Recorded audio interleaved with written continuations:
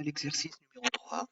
Donc, dans cet exercice, on va donc faire le diagramme d'état de transition de l'objet contrat. Donc, l'objet contrat, il consiste à un ensemble de personnes décident d'établir un contrat. Pour ce faire, ils passent aux négociations. Donc, ici, j'ai mis les négociations en gras car ça, c'est le premier état. D'accord? On est dans le premier état qui est les négociations, qui est décrite par les étapes suivantes. Donc, déjà, l'état de négociation, il est composé de sous-états. Donc, le premier sous-état est le projet.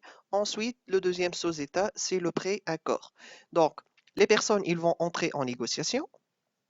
Ensuite, donc, dans les négociations, donc, on va commencer par rédiger un projet. Donc, la première étape, c'est de rédiger le projet.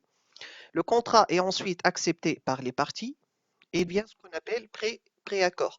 Donc, on va passer du sous-état projet au sous-état préaccord lorsque les parties donc acceptent donc le contrat, d'accord? Donc, on va passer au préaccord. À ce stade, il peut toujours être l'objet de modification et revenir à l'état de projet. Donc, à partir du préaccord, on peut revenir à l'état de projet lorsque donc il y a des modifications à faire. D'accord? On va donc s'intéresser tout d'abord au premier état qui est les négociations. Ensuite, on va voir la suite. Donc, ici, c'est l'état initial. Donc, on va passer à l'état négociation. Voilà, en négociation, d'accord. Donc, pour passer de l'état initial à l'état négociation, donc les parties qui vont participer au contrat, ils vont décider de passer un contrat, d'accord. On va donc entrer dans l'état qui est négociation. On a dit tout à l'heure que l'état négociation, il est composé de deux sous-états qui sont projet et pré-accord, d'accord. Donc, ici, on remarque qu'il y a donc un état initial pour lorsque l'état en négociation donc commence.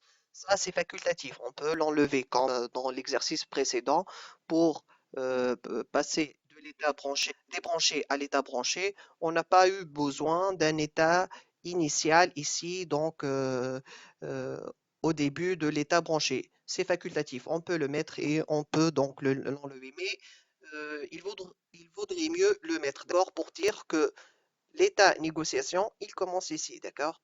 Donc, on est dans le sous-état projet.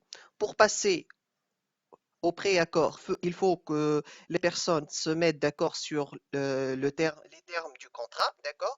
Et ensuite, pour passer du pré-accord et revenir au sous-état projet, il faut donc faire des modifications. Donc, ici, j'ai mis réviser le projet ou bien modifier le projet, comme ça a été indiqué dans l'énoncé, d'accord? Donc, qu'est-ce qu'on remarque ici?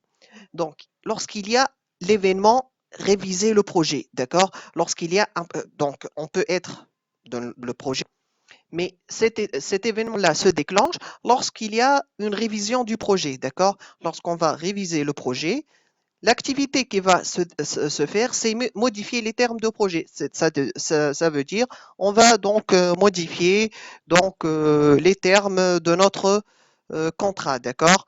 Donc, s'il y a donc, on est dans cet état-là, logé. Si tout le monde est d'accord, on passe au préaccord, d'accord? Si il y a des modifications à faire, donc on va revenir à l'état projet et cet événement-là se déclenche, qui est révision du projet, d'accord? On va réviser le projet et lorsqu'on va réviser le projet, l'activité qui va, ou bien l'action qui va se déclencher, c'est on va modifier notre projet, d'accord? Donc, s'il y a une demande de révision du projet, il y a donc nécessairement la modification donc, des termes du projet, d'accord? Donc cet événement-là se déclenche lorsqu'il y a une révision du projet, d'accord? Ça, donc on l'indique avec le mot-clé event. Et donc lorsqu'il y a cet événement-là, donc on va déclencher l'action qui est la modification des termes du projet, d'accord? Donc on va être dans cette boucle-là. Donc, on va passer du projet au préaccord et revenir à l'état projet jusqu'à que tout le monde se met d'accord, il n'y a plus donc de modifications à faire dans notre projet là. Donc maintenant, on va revenir à l'énoncé. Donc, une fois le préaccord définitivement établi, les négociations sont terminées. Donc, cette partie-là est terminée. Donc, en négociation, cet état-là est terminé. On va donc passer à l'état suivant, qui est la signature. Une fois signé, donc le contrat est signé par les parties. Donc, une fois on s'est mis d'accord sur donc, les termes du projet, on va signer donc, le contrat. Donc, la prochaine étape, c'est la signature. D'accord? La signature d'un contrat, c'est le prochain état. D'accord? Une fois signé, le contrat peut être rendu exécutoire par la décision d'une des parties. Un contrat en exécution peut faire l'objet de discussions qui doivent être réglées. Donc, on va se mettre ici. Donc, une fois on a passé à la signature, donc le contrat il est signé. Donc, le contrat il est signé une fois qu'on a fait la signature. Donc, ici, on peut donc une partie ou bien une personne qui participe à ce contrat-là, elle va donc décider d'exécuter le contrat. Donc, on appelle ça un contrat en exécution. Contrat en exécution, donc c'est contrat qui est exécuté, d'accord? On ne peut pas donc revenir en arrière. Une fois qu'une personne donc a exécuté le contrat, c'est bon, il est en exécution, d'accord? Donc, juste, il y a une petite remarque ici. Un contrat en exécution peut faire l'objet de discussions qui doivent être réglées. Donc ici, lorsqu'il est en exécution, les parties ils peuvent ne pas se mettre d'accord sur la manière dont le contrat est exécuté. Donc, ce problème-là doit être réglé dans l'état qui est en exécution. D'accord? Donc ici, lorsque le contrat il est en exécution, s'il y a un désaccord, si les personnes ne sont pas d'accord sur la manière dont le contrat est exécuté, donc il faut faire la gestion du désaccord, il faut régler ce problème-là. Donc, cet événement-là, donc l'événement désaccord, il va conduire à une activité ou bien une action qui est la gestion du désaccord, d'accord? Donc, on ne peut pas en fait revenir en arrière. S'il est en exécution, on ne peut pas revenir en arrière. Il faut donc obligatoirement résoudre le désaccord. Donc, s'il y a l'événement désaccord, si une personne n'est pas d'accord sur la manière dont le contrat est exécuté, il faut donc faire régler ce désaccord-là ici, donc avec cette action-là ou bien cette activité-là qui est la gestion du désaccord. D'accord? Une fois que le contrat il a fini, donc il est exécuté, on, donc le contrat il prend fin. Donc on va passer ici donc à l'état final, d'accord? Une fois que le contrat il est exécuté. Donc il indique aussi pour passer à cet état final là, donc le contrat une fois exécuté ou bien résilié, d'accord? Donc lorsque le contrat est signé, une partie peut l'exécuter. Il se met en exécution, d'accord?